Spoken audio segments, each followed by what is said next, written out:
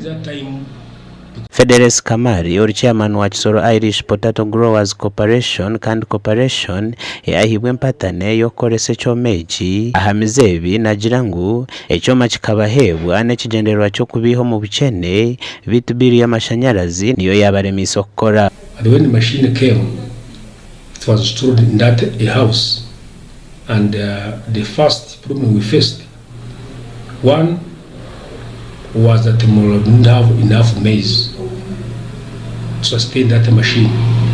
So we mobilized some funds, but it was not enough to make sure we brought maize from Mubende.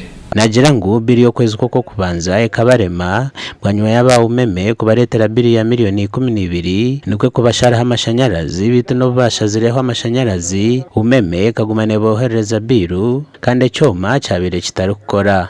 The cause of the first immediate cause of the problem was the meter that brought in overbilling. When the man brought us the first overbilling, we got shocked. We complained to the cow in writing about the challenge we are facing as farmers. So men did not address our plea. The second month, they brought another bill of 1 million. That was allowed in July 2015.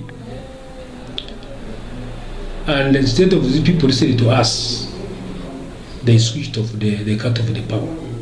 Nagira ngu bakageza kupangisa cyoma konka baburo wakipangisa nashabara ko government hamwe n'abawumeme okubanza batereze nshonga z'amashanyarazi. The machine cannot actually had an option of being hired to another person, but nobody can hire a machine whose bill is not yet settled, because nobody can carry the liability. At first we gave it to a group because the condition was that these machines should be managed by the groups within the area, but finally that group failed. So we got an interested bidder, an individual who Neo Construction, a neighbor who really proved to us that he has capacity to run the machine. So finally we through the procurement process, he got the machine, but also worked for around 6 months and finally failed. Abaye bashaka kugira ngo bicare uri acamani wari ukikuriye agira ate bari ukuntu bamuvanaho bashire mu so kikomeza kuri wa umeme wa Kisoro tagambire nitwe abasimuze yo kubazitariho gashakwa keta tuzariro.